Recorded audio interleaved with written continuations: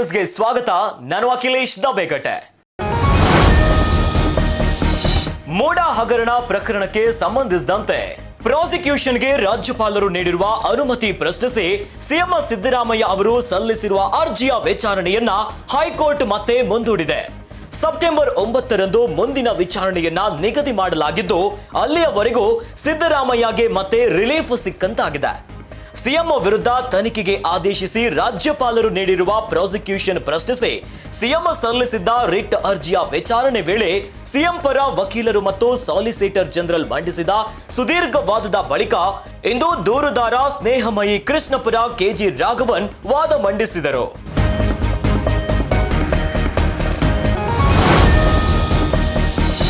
384 KAS gazetted professional ಹುದ್ದೆಗಳಿಗಾಗಿ ಇತ್ತೀಚೆಗೆ ಕರ್ನಾಟಕ ಲೋಕಸೇವಾ ಆಯೋಗ ನಡೆಸಿದ್ದ ಪೂರ್ವಭಾವಿ ಪರೀಕ್ಷೆಯ ಪ್ರಶ್ನೆ ಪತ್ರಿಕೆಯ ಭಾಷಾಂತರದ ಎಡವಟ್ಟು ವ್ಯಾಪಕ ಟೀಕೆ ಹಾಗೂ ಆಕ್ರೋಶಕ್ಕೆ ಗುರಿಯಾದ ಬೆನ್ನಲ್ಲೇ ಮರುಪರೀಕ್ಷೆ ನಡೆಸುವಂತೆ ಸಿಎಂ ಸಿದ್ದರಾಮಯ್ಯ ಕೆಪಿಎಸ್ಸಿಗೆ ಸೂಚಿಸಿದ್ದಾರೆ. ಈ ಕುರಿತು ಎಕ್ಸ್ ನಲ್ಲಿ ಪೋಸ್ಟ್ ಮಾಡಿರುವ ಸಿಎಂ, ಕೆಪಿಎಸ್ಸಿ ಗೆಜೆಟೆಡ್ ಪ್ರೊಬೇಷನರ್ ಪರೀಕ್ಷೆಯಲ್ಲಿ ಅಸಮರ್ಪಕ ಕನ್ನಡ ಅನುವಾದದ ಪ್ರಶ್ನೆಗಳ ವರದಿಯ ಹಿನ್ನೆಲೆಯಲ್ಲಿ ಎಲ್ಲ ಅಭ್ಯರ್ಥಿಗಳಿಗೆ ನ್ಯಾಯ ಒದಗಿಸಲು 2 ತಿಂಗಳ ಒಳಗೆ ಮರುಪರೀಕ್ಷೆ ನಡೆಸುವಂತೆ ಕೆಪಿಎಸ್ಸಿಗೆ ಸೂಚಿಸಿರುವುದಾಗಿ ತಿಳಿಸಿದ್ದಾರೆ. ಎಡವಟ್ಟುಗಳಿಗೆ ಕಾರಣವಾಗಿರೋರನ್ನ ಕರ್ತವ್ಯದಿಂದ ಮುಕ್ತಗೊಳಿಸಲಾಗಿದೆ. ಮುಂಬರುವ ಪರೀಕ್ಷೆಯನ್ನು ಅತ್ಯಂತ ಜವಾಬ್ದಾರಿ ಮತ್ತು ಹೊಣೆಗಾರಿಕೆಯೊಂದಿಗೆ ನಡೆಸಲಾಗುವುದು ಎಂದು ಸಿಎಂ ಹೇಳಿದ್ದಾರೆ.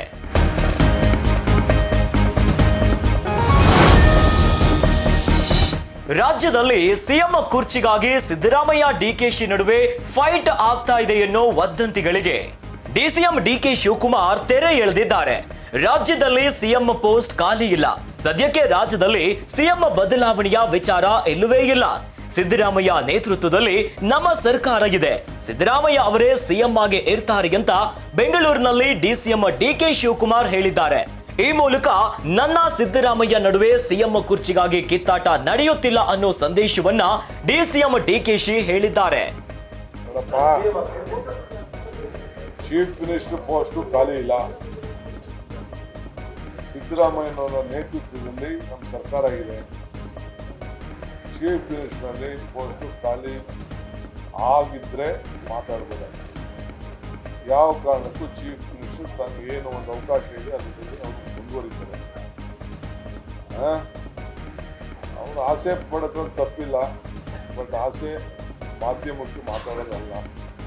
ಅವ್ರು ಹಿರಿಯರಿಗೆ ಏನು ಗೌರವ ಕೊಡಬೇಕು.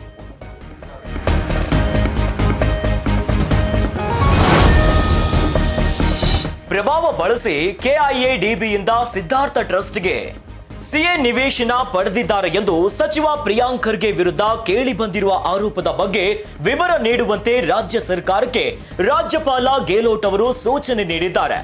ಈ ಕುರಿತು ಸರ್ಕಾರದ ಮುಖ್ಯ ಕಾರ್ಯದರ್ಶಿಗಳಿಗೆ ರಾಜ್ಯಪಾಲರು ಪತ್ರ ಬರೆದಿದ್ದು ವಿವರ ನೀಡುವಂತೆ ಸೂಚನೆ ನೀಡಿದ್ದಾರೆ ಎನ್ನಲಾಗಿದೆ.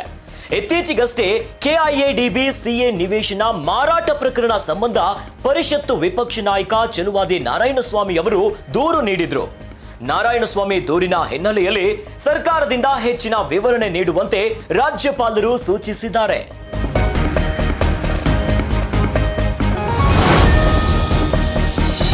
ರಾಜ್ಯಪಾಲರ ಸೂಚನೆಯ ಬೆನ್ನಲ್ಲೇ ಪ್ರತಿಕ್ರಿಯಿಸಿರೋ ಸಚಿವ ಪ್ರಿಯಾಂಕ್ ಖರ್ಗೆ ಅವರು, ರಾಜ್ಯಪಾಲರಿಗೆ 2 ಸಂವಿಧಾನ ಇದೆ. ಬಿಜೆಪಿ ಜೆಡಿಎಸ್ನದ್ದು ಒಂದು ಸಂವಿಧಾನ, ಇನ್ನು ಕಾಂಗ್ರೆಸ್ಗೊಂದು ಸಂವಿಧಾನ ಎಂದು ವಾಗ್ದಾಳಿ ನಡೆಸಿದ್ದಾರೆ.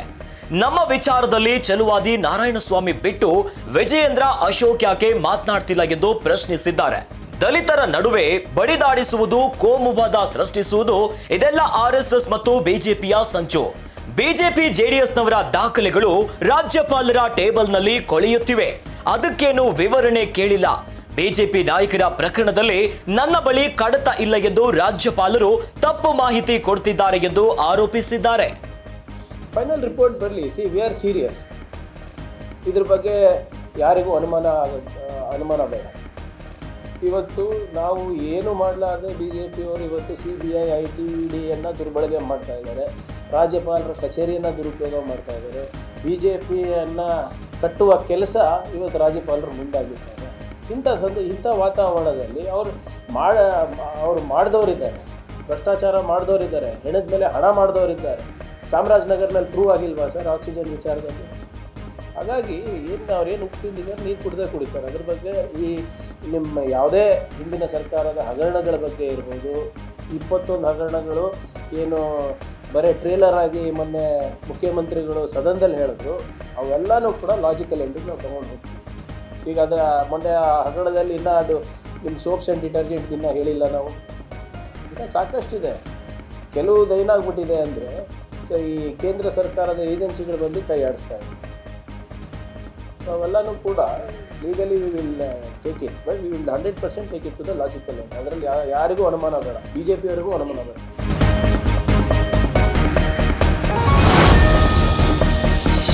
ಸಿಎಂ ಸಿದ್ದರಾಮಯ್ಯನವರ ಕಚೇರಿ ಅಧಿಕೃತ ಮತ್ತು ವೈಯಕ್ತಿಕ ಸಾಮಾಜಿಕ ಮಾಧ್ಯಮಗಳ ಖಾತೆಗಳನ್ನ ನಿರ್ವಹಿಸಲು ತಿಂಗಳಿಗೆ ಸುಮಾರು 54 ಲಕ್ಷ ರೂಪಾಯಿಗಳನ್ನ ಖರ್ಚು ಮಾಡುತ್ತಿದೆ ಎಂಬುದು RTI ಮಾಹಿತಿಯ ಮೂಲಕ ಬಹಿರಂಗವಾಗಿದೆ.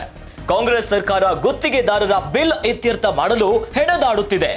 ಇಂಥ ಸಮಯದಲ್ಲಿ ಸಾಮಾಜಿಕ ಮಾಧ್ಯಮ ಖಾತೆಗಳ ನಿರ್ವಹಣೆಗೆ ಭಾರೀ ವೆಚ್ಚ ಮಾಡಲಾಗ್ತಿದೆ ಎಂಬ ಆರೋಪಗಳು ಕೇಳಿಬಂದ ಹಿನ್ನೆಲೆಯಲ್ಲಿ RTI ಐಡಿ ಮಾಹಿತಿ ಕೋರಿ ಅರ್ಜಿ ಸಲ್ಲಿಸಿದೆ ಎಂದು RTI ಕಾರ್ಯಕರ್ತ ಮಾರಲಿಂಗಗೌಡ ಮಾಲಿ ಪಾಟೀಲ್ ತಿಳಿಸಿದ್ದಾರೆ. ಆದರೆ ಈ ಹಿಂದಿನ ಮುಖ್ಯಮಂತ್ರಿಗಳ ಖರ್ಚಿಗೆ ಹೋಲಿಸಿದರೆ ಇದು ಕಡಿಮೆ ಎಂದು ಮುಖ್ಯಮಂತ್ರಿ ಕಚೇರಿ ಅಧಿಕಾರಿಗಳು ಸಮರ್ಥಿಸಿಕೊಂಡಿದ್ದಾರೆ.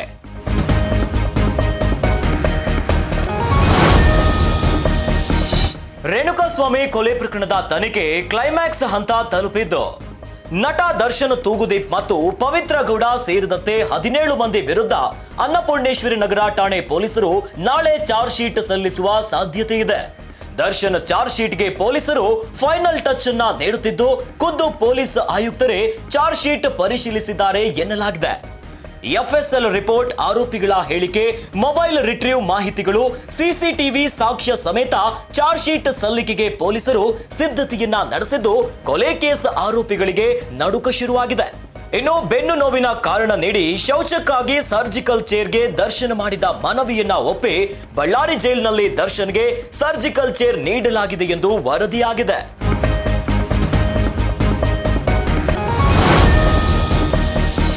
ಲೈಂಗಿಕ ದೌರ್ಜನ್ಯ ಪ್ರಕರಣದಲ್ಲಿ ಬಿಜೆಪಿಯ ನಾಯಕ ಅರುಣ್ ಕುಮಾರ್ ಪುತ್ತಿಲಾಗೆ ದಕ್ಷಿಣ ಕನ್ನಡ ಜಿಲ್ಲೆಯ ಪುತ್ತೂರಿನ JMFC ಕೋರ್ಟ್ನಿಂದ ಜಾಮೀನು ಮಂಜೂರಾಗಿದೆ.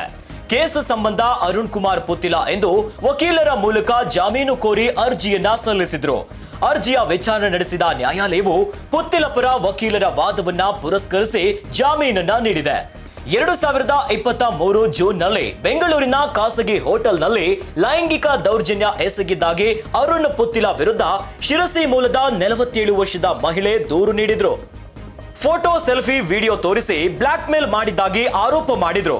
ಇದರ ಅನ್ವಯ ಪುತ್ತೂರಿನಲ್ಲಿರುವ ದಕ್ಷಿಣ ಕನ್ನಡ ಮಹಿಳಾ ಠಾಣೆಯಲ್ಲಿ IPC ಸೆಕ್ಷನ್ 417, 354A ಮತ್ತು 506 ಅಡಿಯಲ್ಲಿ ಪ್ರಕರಣ ದಾಖಲಾಗಿತ್ತು.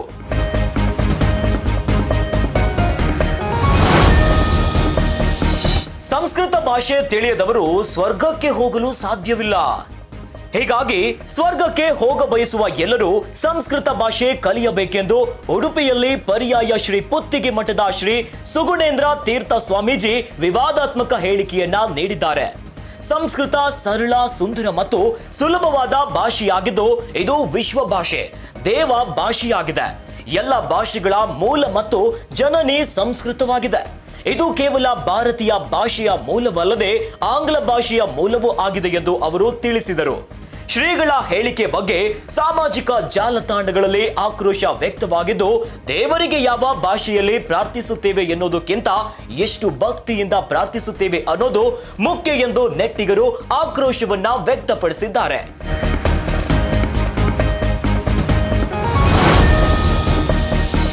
ಇಂದು ಸ್ಯಾಂಡಲ್ವುಡ್ ಅಭಿನಯ ಚಕ್ರವರ್ತಿ ಕಿಚ್ಚ ಸುದೀಪ್ ಅವರ 51ನೇಯ ಹುಟ್ಟುಹಬ್ಬ.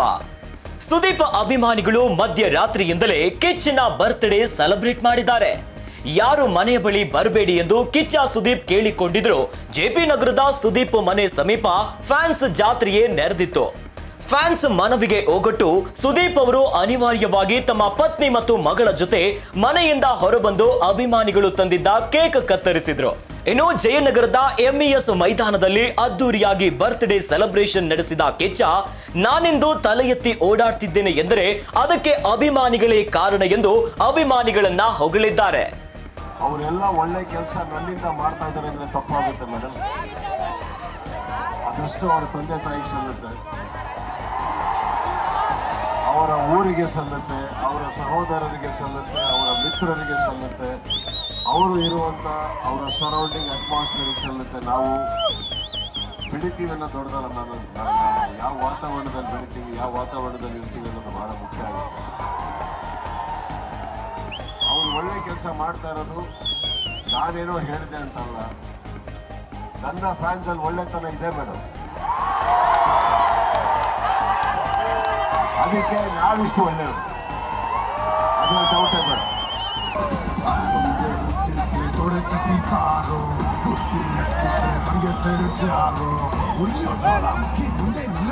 ತನಕ ಸಹಕರಿಸಿದರ ಮ್ಯಾಕ್ಸ್ ಬೇಗ ಬರುತ್ತೆ ನೋಡಿ. ದಾದನ್ ಕಡೆಯಿಂದ ನಿಮ್ಮೆಲ್ಲರಿಗೂ ಧನ್ಯವಾದ. Thank you very much. ದಯವಿಟ್ಟು ಮೀಡಿಯಾ ಪ್ಲಾಟ್ಫಾರ್ಮ್ ನ ತಳ್ಳಬೇಡಿ, ದಯವಿಟ್ಟು ಸ್ವಲ್ಪ ಸ್ಪೇಸ್ ಬಿಟ್ಟು ಇಟ್ಕೊಳ್ಳಿ ಪ್ಲೀಸ್, ದಯವಿಟ್ಟು ಸರ್ ಬರ್ತಾರೆ. ಎಲ್ಲ ಕ್ಲಿಯರ್ ಮಾಡಿ ದಯವಿಟ್ಟು. ಈಗಷ್ಟೇ ಹೇಳಿದ್ದಾರೆ ನನ್ನ ಅಭಿಮಾನಿಗಳ ನಂತರನೇ ಡಿಸಿಪ್ಲಿನ್ ಅಲ್ಲಿ ಇರ್ತಾರೆ, ದಯವಿಟ್ಟು ಒಂಚೂರು ಪೇಷನ್ಸ್.